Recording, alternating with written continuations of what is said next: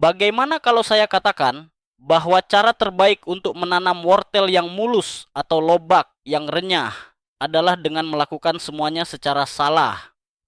Lupakan semua yang pernah diajarkan kepada kita. Tidak perlu lagi merendam benih di kain basah, membuat lem kanji, atau repot-repot menempelkannya di tisu toilet. Kedengarannya aneh, bukan?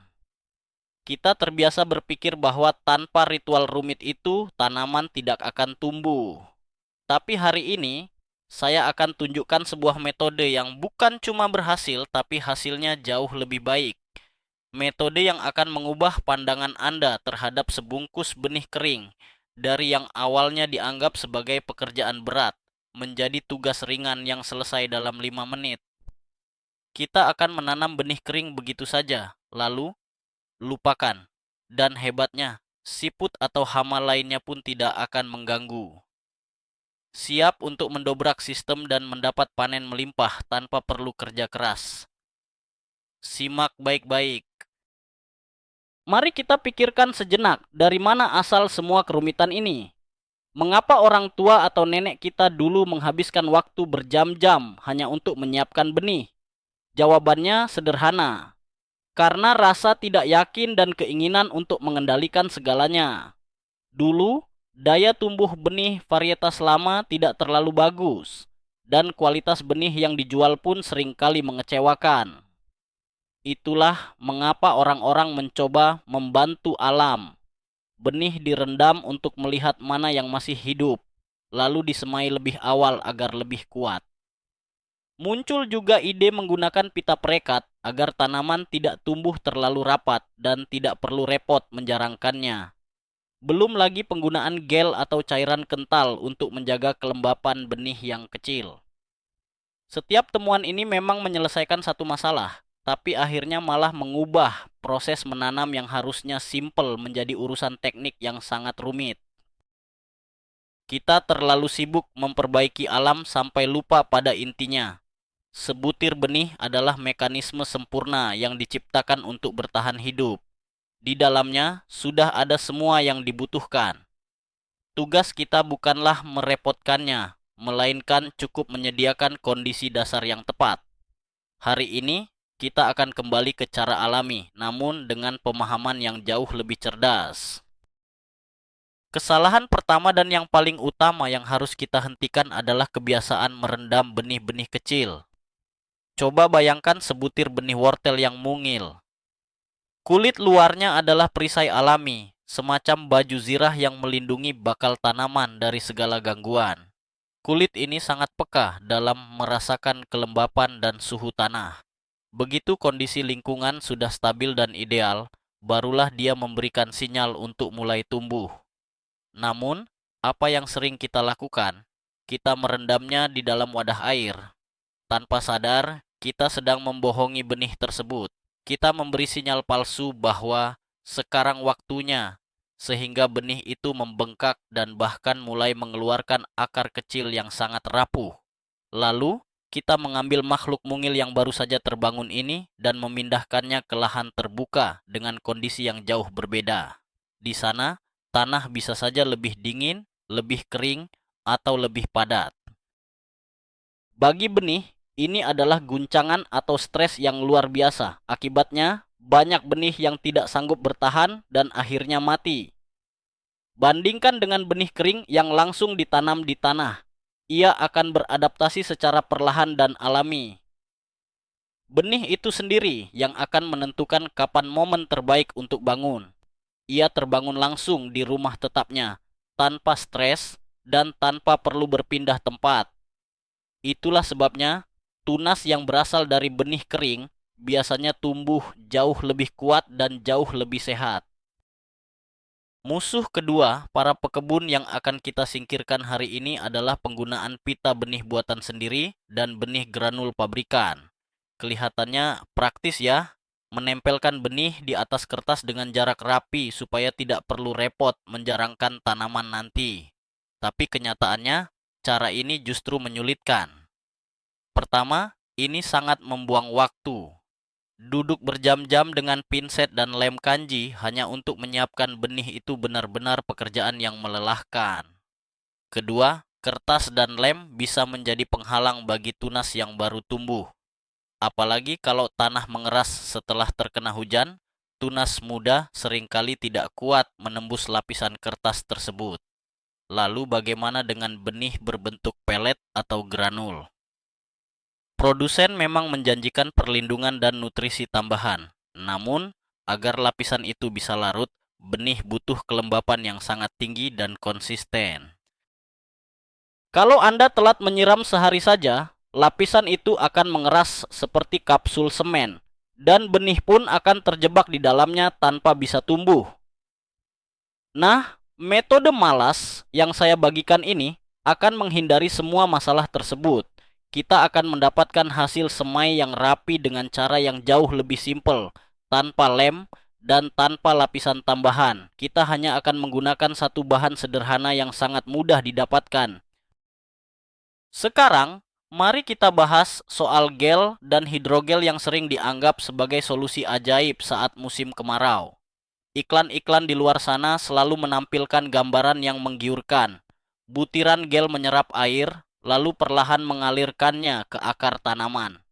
Terdengar sempurna, bukan? Terutama bagi kita yang tidak sempat menyiram kebun setiap hari.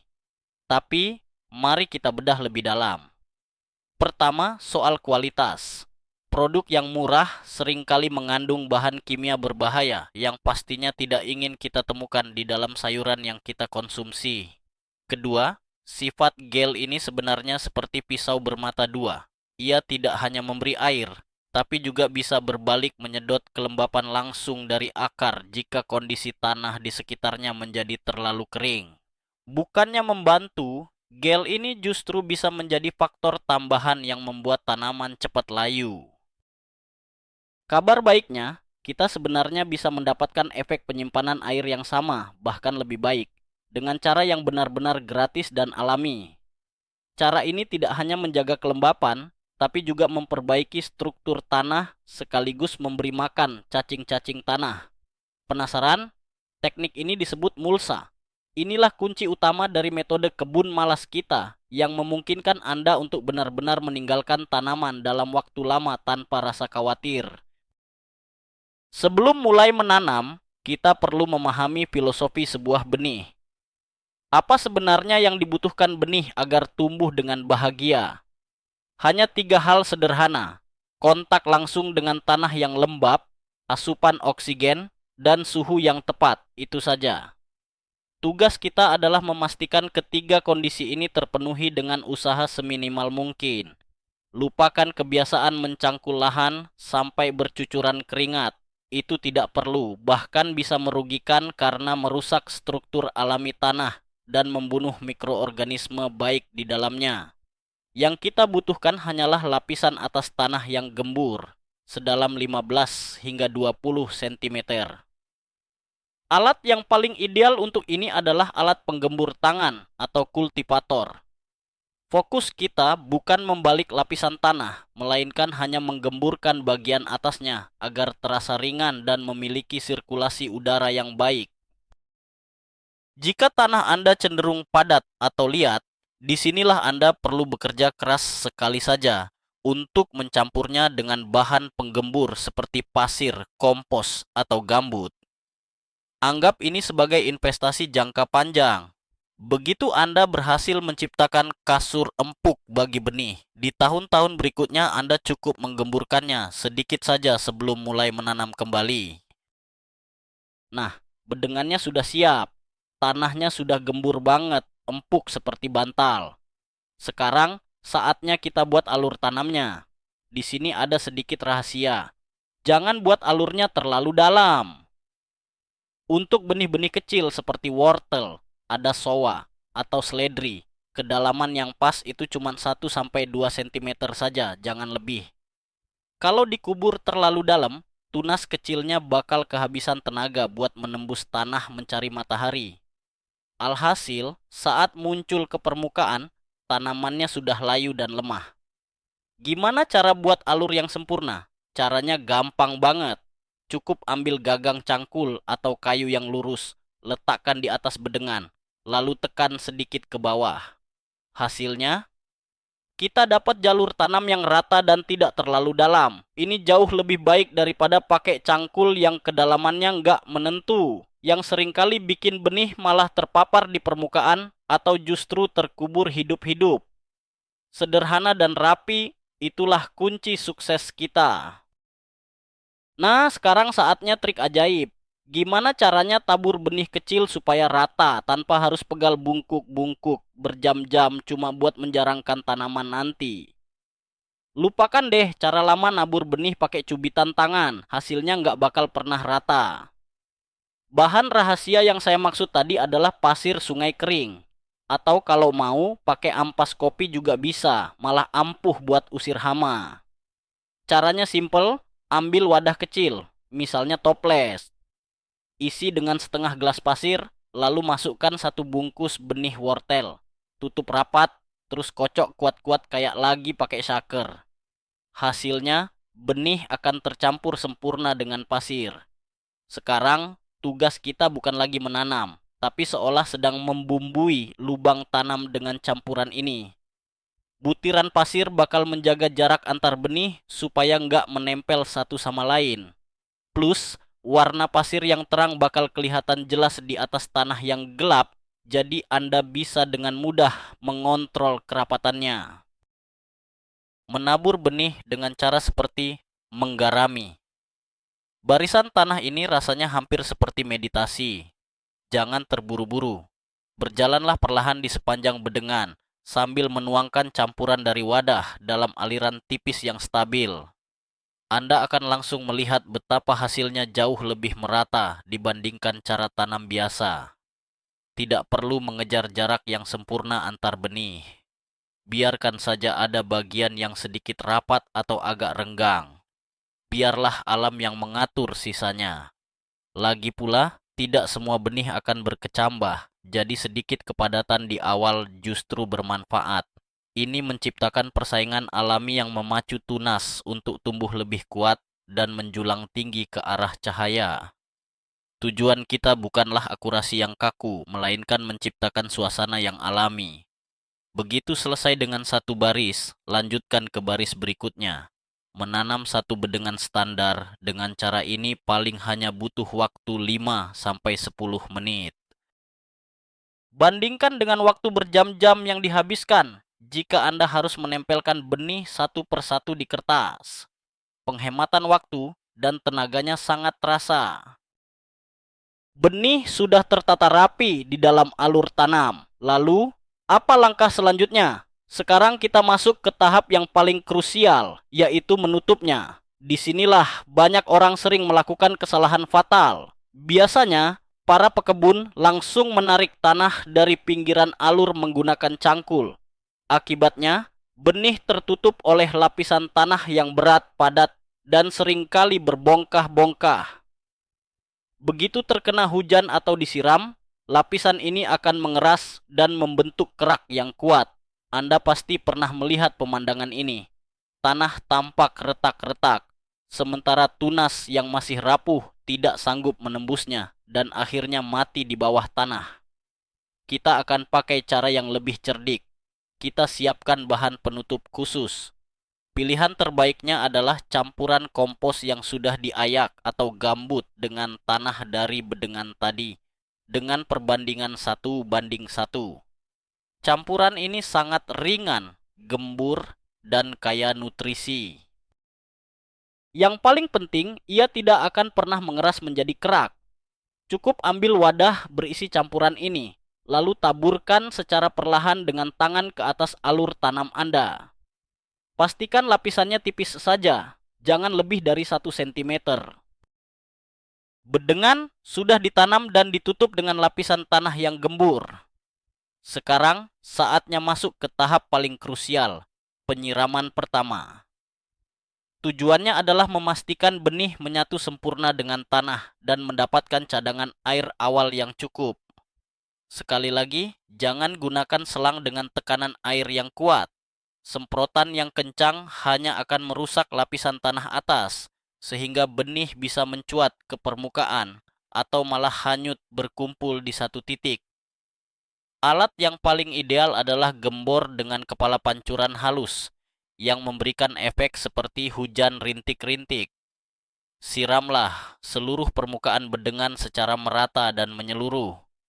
Jangan khawatir jika airnya banyak, karena tanah kita yang gembur akan menyerapnya seperti spons.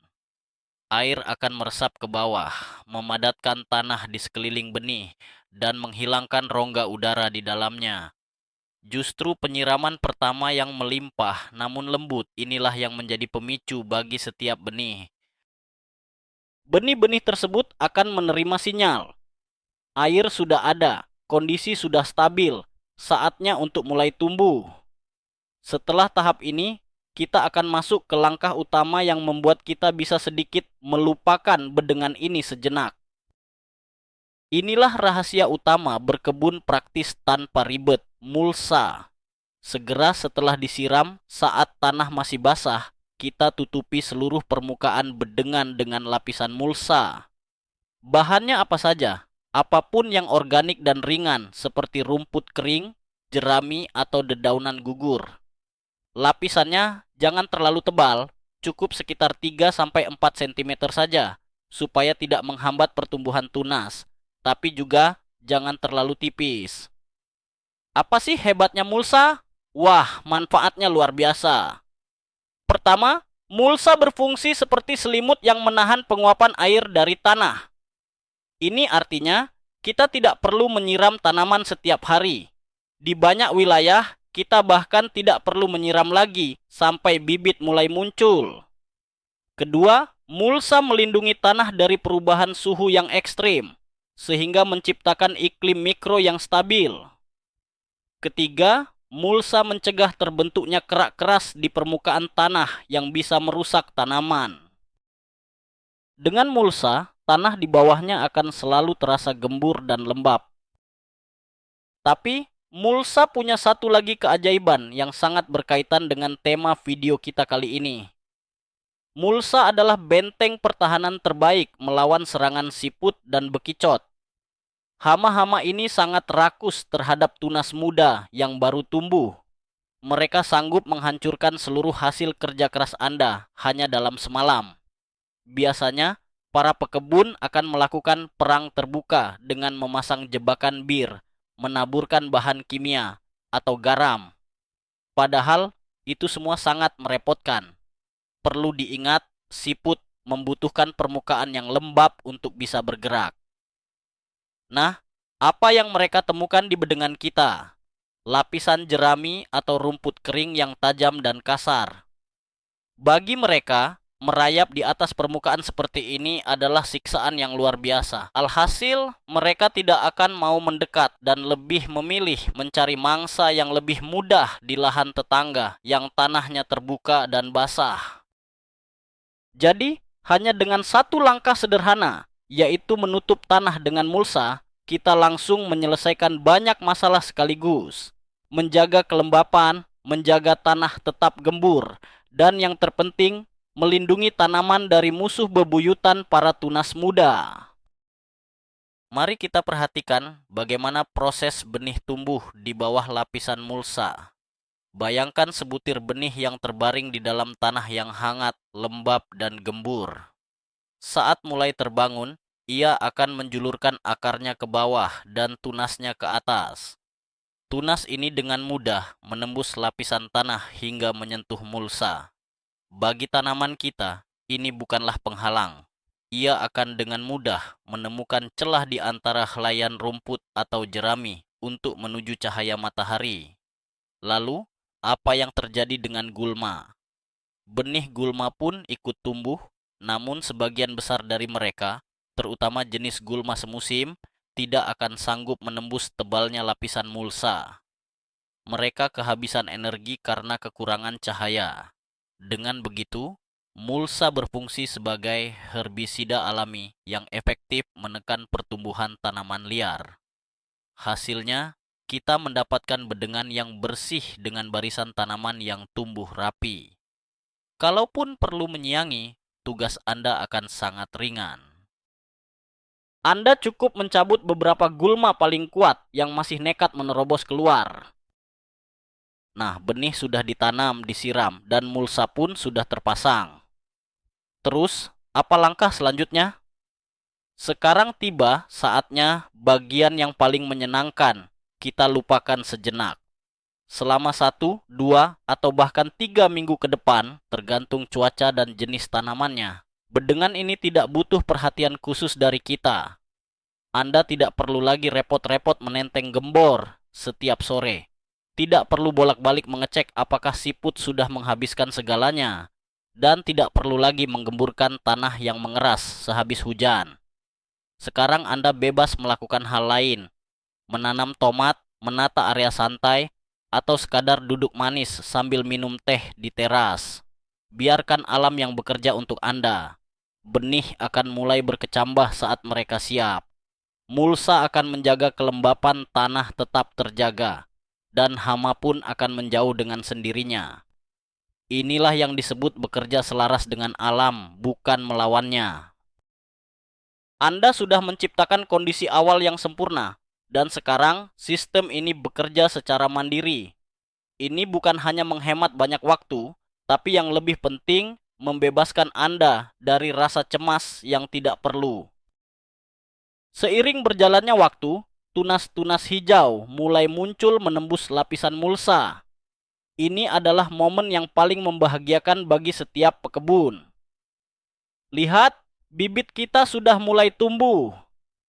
Berkat teknik menanam dengan campuran pasir, jarak antar tanaman memang tidak terlalu rapat. Namun, penjarangan tetap perlu dilakukan, terutama untuk wortel yang butuh ruang luas agar umbinya bisa berkembang maksimal. Nah, ada rahasia praktis di sini. Jangan mencabut tunas yang tidak diperlukan. Saat Anda mencabut satu tunas, akar halus dari tanaman di sebelahnya pasti akan ikut terganggu. Hal ini bisa membuat pertumbuhan tanaman tersebut melambat. Cara terbaik adalah dengan teknik pangkas. Ambil gunting kecil, bisa gunting kuku atau gunting kertas. Lalu potong saja tunas yang berlebih tepat di permukaan tanah. Akarnya akan tertinggal di dalam tanah, membusuk secara alami, dan justru menjadi nutrisi bagi tanaman yang tersisa. Dengan begitu, bibit pilihan kita tidak akan mengalami stres sama sekali dan akan terus tumbuh subur seolah tidak terjadi apa-apa. Berapa sih jarak yang ideal saat kita melakukan penjarangan? Jawabannya tergantung jenis tanamannya. Untuk lobak, jarak 3-5 cm antar tanaman sudah cukup. Tapi untuk wortel, beri jarak sedikit lebih lebar, sekitar 5-7 cm, supaya umbinya punya ruang untuk tumbuh besar. Nah, kalau untuk tanaman seperti ada soa atau peterseli, penjarangannya tidak perlu terlalu ketat. Biarkan saja mereka tumbuh dalam rumpun-rumpun kecil. Penjarangan pertama sebaiknya dilakukan saat tanaman sudah mulai tumbuh sepasang daun sejati. Nanti saat wortel sudah seukuran pensil, kamu bisa melakukan penjarangan kedua atau yang sering disebut panen dini. Caranya, cabut wortel-wortel kecil ini secara selang-seling. Dengan begitu, kamu bisa menikmati panen wortel muda yang manis dan lembut, sekaligus memberi ruang bagi tanaman yang tersisa untuk tumbuh maksimal. Jadi, kegiatan menjarangkan tanaman pun berubah dari tugas yang membosankan menjadi momen menyenangkan saat memanen hasil pertama. Mari kita bicara soal perawatan lanjutannya. Tenang saja, perawatannya sangat minim. Tugas utama Anda hanya memantau lapisan mulsa. Seiring waktu, lapisan ini akan memadat, membusuk, atau bahkan diacak-acak oleh burung dan cacing. Jadi, cukup tambahkan lapisan baru berupa potongan rumput segar atau jerami secara berkala. Hal ini akan menjaga kelembapan tanah, menghambat pertumbuhan gulma, dan terus memberikan nutrisi organik bagi tanaman Anda. Penyiraman hanya diperlukan saat musim kemarau yang sangat panjang dan terik. Bagaimana cara mengeceknya? Gampang sekali. Geser sedikit mulsanya dan raba tanah dengan jari Anda. Jika di kedalaman 2 atau 3 cm tanah masih terasa lembab, berarti Anda belum perlu menyiram. Mulsa sangat efektif mengunci kelembapan. Anda akan heran betapa jarangnya kita perlu menyiram kebun dengan metode ini. Cara ini tidak hanya menghemat waktu, tapi juga menghemat air, yang tentunya sangat menguntungkan bagi kita. Metode ini tidak hanya ampuh untuk menanam wortel, Anda juga bisa menerapkannya pada beet, lobak, daikon, hingga wortel putih. Berbagai jenis sayuran hijau seperti ada soa, seledri, ketumbar, dan selada pun akan tumbuh sangat subur dengan teknik ini. Bahkan, bunga semusim berbiji kecil seperti esolsia atau kenikir juga bisa ditanam dengan cara yang sama. Prinsipnya selalu sama, gunakan tanah yang gembur, buat alur tanam yang dangkal, lalu tebar benih kering yang sudah dicampur dengan sedikit pasir. Setelah itu, tutup tipis dengan tanah ringan dan pastikan untuk memberikan mulsa. Pada dasarnya, Anda sedang mengadaptasi cara alami di mana benih jatuh ke tanah dan tumbuh dengan sendirinya. Bedanya, Anda melakukannya dengan lebih teratur dalam barisan yang rapi, sehingga tanaman mendapatkan kondisi yang jauh lebih baik daripada di alam liar. Inilah seni berkebun yang cerdas dan penuh kesadaran. Sebuah metode yang memberikan kepuasan dan kegembiraan tanpa membuat Anda merasa lelah. Mungkin ada yang bertanya, lalu bagaimana dengan bawang putih atau bibit bawang merah? Bukannya mereka juga harus direndam? Nah, di sini kita harus paham perbedaannya. Yang sedang kita bahas sekarang adalah benih atau biji-bijian kecil. Bibit bawang atau siung bawang putih itu sebenarnya adalah organ vegetatif. Sederhananya, mereka itu sudah berbentuk tanaman kecil yang akar-akarnya sedang dalam fase tidur. Untuk jenis bibit seperti ini, merendamnya dalam cairan perangsang atau larutan disinfektan sebelum tanam memang sangat bermanfaat. Tujuannya jelas, untuk membangunkan sistem perakaran lebih cepat dan melindungi bibit dari penyakit yang mungkin menempel di permukaannya. Tapi kalau kita bicara soal biji, ceritanya sama sekali berbeda. Bagian dalam biji itu steril karena terlindungi oleh kulitnya. Biji tidak butuh zat perangsang tambahan karena semua program pertumbuhan sudah tersimpan sempurna di dalamnya. Perlindungan terbaik bagi biji adalah kulitnya sendiri. Tugas kita bukanlah merusak perlindungan alami tersebut sebelum waktunya, melainkan membiarkan alam bekerja sesuai prosesnya. Jadi, jangan sampai tertukar ya antara biji dan bibit umbi-umbian, karena keduanya adalah hal yang sangat berbeda secara prinsip. Mari kita hitung berapa banyak waktu dan uang yang bisa kita hemat. Pertama, kita tidak perlu lagi membeli pita tanam khusus, butiran, gel, atau hidrogel. Kita juga bisa menghemat biaya pembelian bahan kimia pembasmi hama. Selain itu, penggunaan air jadi jauh lebih efisien karena kita tidak perlu menyiram tanaman sesering biasanya. Namun, yang paling berharga adalah penghematan waktu dan tenaga kita. Jika biasanya proses persiapan dan penanaman yang rumit bisa memakan waktu berhari-hari, sekarang satu petak kebun bisa selesai dalam waktu kurang dari setengah jam. Kita tidak perlu lagi menyiram atau menyiangi rumput setiap hari. Cukup sesekali saja menambahkan mulsa. Hasilnya, kita tidak hanya mendapatkan panen sayuran organik yang melimpah dan sehat, tetapi juga memiliki banyak waktu luang untuk beristirahat, berkumpul dengan keluarga, atau menyalurkan hobi lainnya. Berkebun bukan lagi menjadi beban yang melelahkan, melainkan berubah menjadi tempat untuk berkreasi dan bersantai. Bukankah kenyamanan seperti ini yang sebenarnya kita semua cari?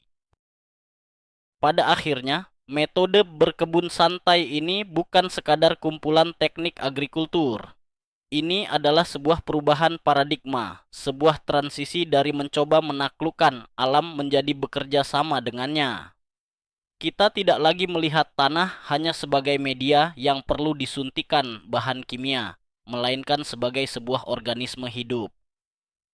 Kita berhenti menganggap benih sebagai objek pasif yang dipaksa tumbuh dan mulai menghargai kecerdasan alami yang ada di dalamnya.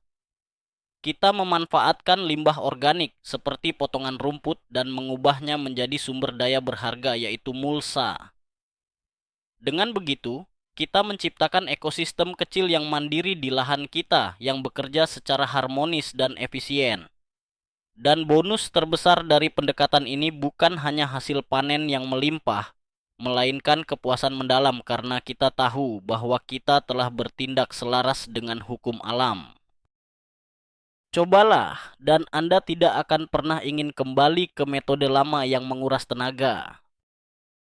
Nah, mari kita simpulkan. Hari ini kita sudah mematahkan beberapa mitos lama dan mempelajari metode tanam yang revolusioner. Meski sebenarnya sangat sederhana, siapa sangka kan?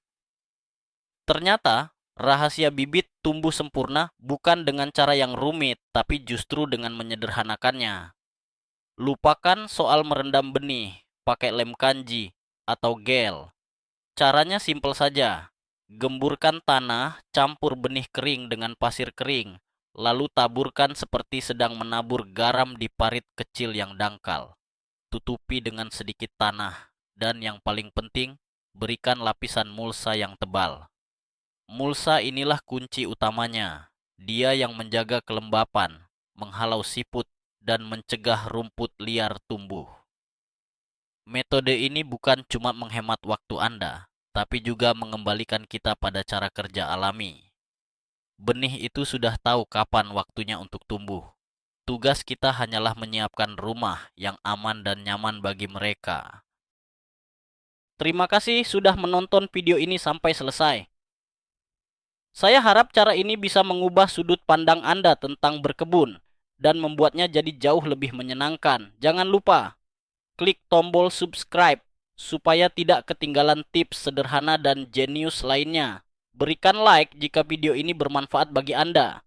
Nah, sekarang saya ingin bertanya, pernahkah Anda mencoba menanam dengan cara yang dianggap salah, tapi ternyata berhasil?